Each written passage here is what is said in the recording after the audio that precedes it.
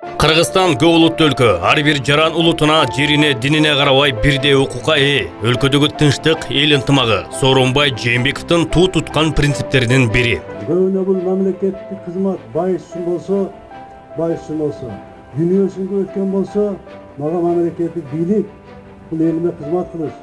Чын жүрөккөнө кызмат кылыш. Көп улуттуу Токмок шаары менен Ысык Ата районунун тургундары Кыргыз Республикасынын президенттик кызматына талапкер Сооронбай Жээнбековду гана колдоорун билдиришти. Больницалар, мектептер, садиктер, элдер жылы отуруп калганда өзү келип туруп мына жерден bir günün içinde barın keçip ertesi büt şahrının janакы бербей аткан немелерге жылуулук берип кеткен. Я знаю и верю. Өзүнүн ак эмгеги менен мектептеги жөнөкөй мугалимден эң жогорку мамлекеттик кызматка чейин көтөрүлдү. Ушул себептен мен Сооронбай Жээнбеков гана өлкөнү мындан ары өнүктүрүп кете алат деп толук ишенем. Для нас, для жителей города Токмак, соңку кезде гана кең булуң өткөрүү бекетинде жарандар үчүн зарыл болгон бардык шарттар жакшырып, чек ара бажы өткөрмө бекеттериндеги тоскоолдуктар жоюлду. Мындай шарт качан болду эле. Ошондуктан карапайым калктын каттамын жакшырткан Сооронбай Жээнбековго добушуңуздарды берүүңүздөрдү суранам. Жээнбековду колдогондордун саны күн санап өсүүдө. 10дон ашуун партия, 50дө коомдук бирикмелер тилектештигин билдирип чыкты. Бул шайлоодо мен эки нерседен коркомун. Биринчиси акчадан, экинчиси өзгөдөн. Өзгө деп атадым. Өзгө деп мына айрымдары башка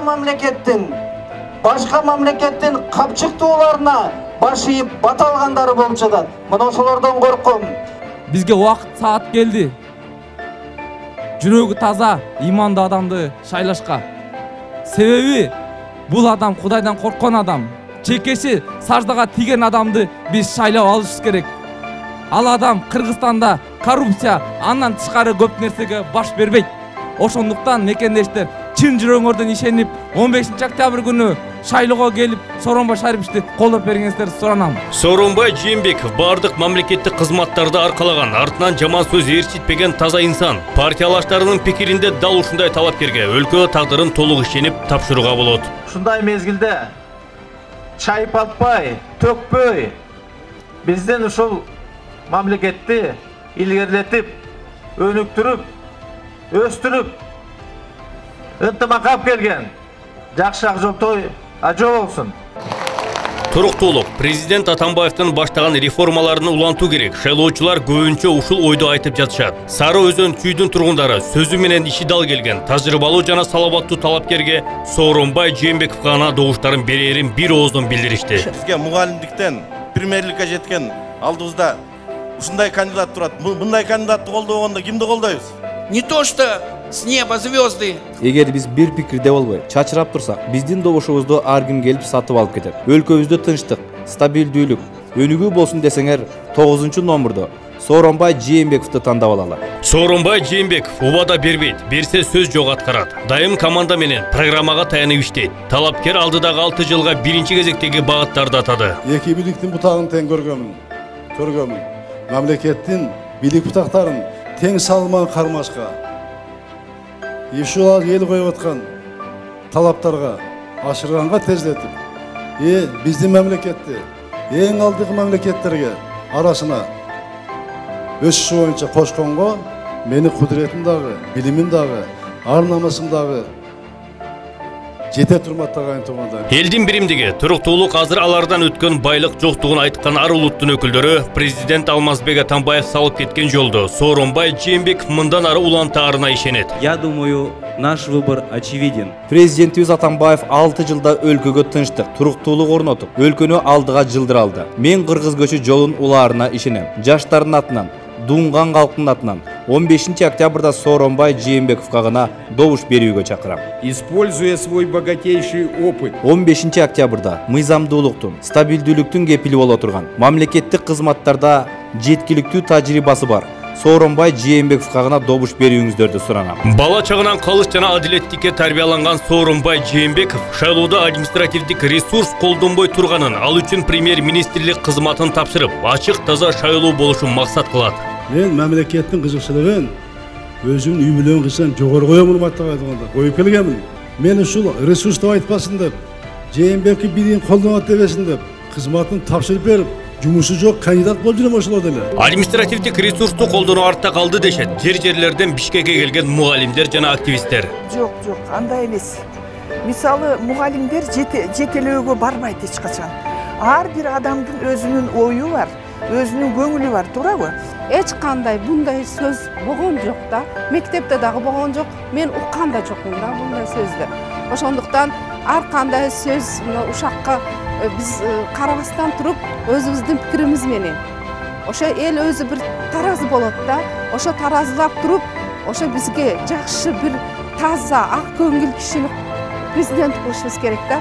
Дальнейший биздин балдарыбыз дагы, өзүбүз дагы тинч, жакшы жашаш үчүн мен ойлойм Сооронбай Шарипович татыктуу киши. Сооронбай Жээнбековдун программасында коррупция менен күрөшкө негизги орун берилген. Талапкер карабалталык шайлоочулар менен жолугушууда негизинен олигархтар менен биздин ички иштерге кегилишип жаткан тышкы күчтөр менен күрөшүп жатканын белгиледи. Мен саясатта 95 жылдан берим. 95 жылдан бери Кыргызстанда ким не менен жашап атат? Эмне болуп атат? Мен жакшы билем. Мына мен айтып атам. Ошол коррупция менен аралашкандар өздөрү кандидат болуп коррупция күрөшөм деп шилекейин агызып атат.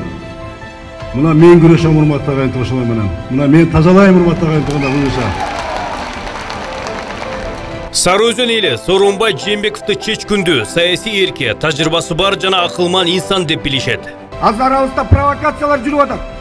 Түндүк түштүк, батыш чыгыш деген. Ууру коктук болот. Тугандар коктук болот деп ойлойбуз, коомду ойлойлук. Uuruну ойбой, улутту ойлойлук тугандар. Элибиз журутубузду, алакандай кыргыз элибизди бөлүп албайлы. Сырттан бата алып келип атат. Мага элдин батасы керек, кел. Башка батасы керек жок, ошону ойлонгула урматтуу агайын тугандар. Буну ойлонгула. Ойлонгула буну. Сырттан колдогондорду колдобогула. Эртең ошолорду каалагандай кылып берет. Мен мынакей элим шайласа, элим айткандай кылып берем урматтуу агайын тугандар. Көпчүлүк каалагандай мамлекетти астыга алып чыкканга аракет кылып берем мен. Бирөөнө да баш ийбейм мен урматтуу агайын. Бирөөнө сыртка дагы, ичке дагы бирөөнө баш ийбейм. Сооронбай Жээнбеков биздин президент Тешкен Аламүйдөн Сокулук районунун тургундары талапкерди жылуу маанайда тосуп алышты. Дарак бир жерден көгөрөт. Дал ушул дарак сыяктуу президент Алмазбек Атамбаев баштаган кыргыз көчүнүн жолун бузбай улантып кетүүчү Сооронбай Жээнбеков дешет алар. 16 жылда жетишкен жок. Көп жакшы иштерди баштады. Көбү бүт элек. Ошону Сооронбай Шарипович ошо партиялашы, жолдошу бүтүрөйүн деп атат. Улантайын деп атат. Анан ушундай кишини колдогондо кандай кишини колдойбуз? Бир дарактын гүлдөшүн, мөмөсүн жешибиз үчүн ар бир 5-6 жыл сайын отурган жеринен жулуп алып эле башка жерге отургузбайбыз да. Ошон үчүн мен Сооронбай Жээнбековго добушумду берем.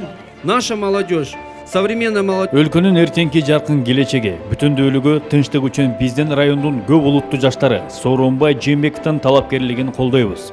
Сизге алдыдагы жарышта ийгилик каалайбыз. Сооронбай Жээнбеков эл арасынан чыгып, бийликтин бардык тепкичин басып өткөн, каерде болбосун таза иштеген, өз милдеттерин так билген инсан. Бардыгыңар күткөнсүңөр. Таза болсо, коррупцияга аралашпаса деп. Кана 12 калган талапкердин ичинен тазасы ким? Сооронбай Шарипович. Страной должен управлять такой простой человек. Менимче мамлекет башчылыкка мугалимдик кесиптен баштаган. Өзү бак тигип, ал бакты гүлдөткөн, айыл чарба түйшүгүн жон териси менен сезген гана талапкер келиши керек. Ушул себептүү Сооронбай Жээнбековдун гана талапкерлигин колдоп алалы. Мамлекеттик ипотекалык компания 2018-жылы батирлерди бардык турак жайга муктаж жарандарга бере баштайт. Мындай билдирүүнү президенттик кызматка талапкер Сооронбай Жээнбеков Аламидин районунун тургундары менен жолугуп жатып айтты. Ипотекалык компания мына 14% бере баштаган. Мен өкмөт башын 10%га түшүрдүк. 10%га. Кече 8% гана түштү, мен даярдап келдим эле. 8%га түштү. Келечекте буну 7-6%га чыгышына мүмкүнчүлүк болот. Сооронбай Жээнбеков премьер кезинде демилгелеген ирригацияны өнүктүрүү, таза суу долбоорлорун жылдырып баштаган. Бул долбоорлорду эми президент катары аягына чыгарууга белсенип турат. Аймактарды өнүктүрүү аркылуу гана бүт өлкөнү өнүктүрүп, миграцияны азайтуу мүмкүн экенин аргументтери менен бекемдеди. 5 жылда чечип бере болмок болгондугунда Кыргызстандын бүт айылдары, шаарлары тазасы менен калыс болот. Кабыл болот, Кудай кааласа. Болот.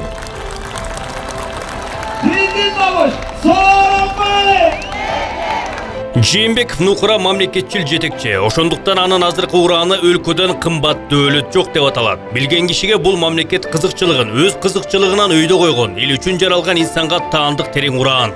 Колхоз совхоздор тараганда 8 түрдүү налог калып калган. Мына дыйкандар баарыңар билесиздер.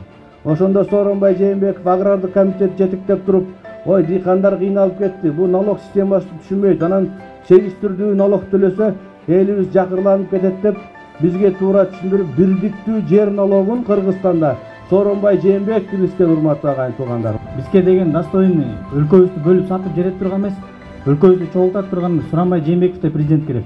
Колдоп коелу. Элим, мен 80-ге келген кишимин. Сталинден берки бийликтин барын көргөн кишимин. Абайлап бир болбогон 1000 сомго сатылбагыла. Бишкек Сооронбай Жээнбековди колдойт. Президенттик кызматка талапкер Ордо калаадан Октябрь, 1-май Сверлов райондордун тургундары менен да жолукту. Анда талапкер кайра иштетүү менен алектенген ишкерлерге арзан насыяларды берүү керектигин айтты. Бул бизнес ишкерлер биздин локомотив, бул биздин жанакы вагондорду тарткан паровоз. Ушул паровозго биз жол ачышыбыз керек. Экономиканын өсүшү менен капиталдык курулушка бөлүнгөн каражаттар да өсөт дейт талапкер. 2016-жылы социалдык объектилерге бөлүнгөн каражат 8 миллиарддан асса, быйыл 10 миллиарддан кем болбойт деп белгиледи. Мына былтыр биз 115 объект бердик. Ошонун 80-и мектеп болду былтыр. Мектеп салынды. Бул Союз мезгилинде салынган эмес. 20 жылда 2010 жылга чейин болгону 227 гана мектеп салган, урматтуу агайын туугандар. Сооронбай Жээнбеков аткарылбай турган популисттик убадаларды эч качан берген эмес. Өзү да пейли ток инсан. Азыркы убакта доллардын батасы менен көгөргөндөр көп болуп атат. Сооронбай Шарипович ушу көзүнөн эле көрүнүп турат. Бийликке, байлыкка жутунбаган адам экен. Ушу элдин толкуну менен, элдин колдоосу менен, элдин батасы менен келип жаткан адамыбызды элдин жүрөгүбүздөн тандап, шайлап, бекитип алалы. Бекем туруп берели. Биздин президент Сооронбай! Бишкек шаарынын тургундары Жээнбековду айткан сөзүнө бек турган, куруу убададан алыс, мамлекетчил жана мекенчил талапкер деп сыпатташууда. Бул адамда өтө жөнөкөйлүк бар. Өтө жөнөкөйлүк. Дагы бир жакшы касиети бул кишинин туруктуулугу. Эмне гана кызматта иштебесин, артында бир дагы илешкен бир жаман сөз жок. Компромат деген жок. Мына ушундай көп касиеттердин негизинде мен ушул кишини тандап алдым. Он не политик, понимаете, вот так, чтобы громко кричать, шашку наголо. Кыргызстан соңку 6 жылдын ичинде чындыгында өнүгүү жолуна түштү. Сырткы саясий аренада өз ордун тапты. Өнөр жай тармагында дагы бир топ жылыштар болду. Мунун баардыгы чындык. Знает все нужды кыргызстанцев, все нужды нашей страны. Мамлекет башына туруктуу, билимдүү, тажрыйбалуу, мамлекетти чалпатпай, төкпөй, бир нукта илгерлер алып кете турган президентти шайлап алышыбыз керек. Бул жигиттин кандай экенин мен 20 жаштан бери билем. Өзү туруктуу, адилеттүү, түз жүргөн жакшынакай жигит. Азыр Кыргызстанга биринчи кезекте эмне керек? Тынчтык, туруктуулук керек. Аларды оор басырыктуу, тажрыйбага мол Сооронбай Жээнбеков гана улап кете алат. Жээнбековго добуш берүүнүн 9 себеби. Биринчи, иши таза, жүргөнү түз, уурдабайт, калп айтпайт, сатпайт. Экинчи, Атамбаевдин ишин улантат, команданын кишиси. Үчүнчү, өкмөт, парламент менен тил табышып иштей алат. Төртүнчү, өлкө эгемендигин, тынчтыгын, туруктуулугун сактоого жөндөмдүү. Бешинчи, кайраттуу, иштерман жана күч кубаттуу. Алтынчы, элдин биримдигин жактайт. Жетинчи, элге жакын, башка талапкерлерден айырмаланып, Кыргызстандын бүт булуң бурчун билет. Сегизинчи, тажрыйбалуу, салабаттуу жана акылдуу. Тогузунчу, өлкө кызыкчылыгын өзүнүкүнөн өйдө коет. Сооронбай Жээнбеков шайлоо бюллетенинде 9 номер. Жээнбековго добушуңду бер. Номер 9.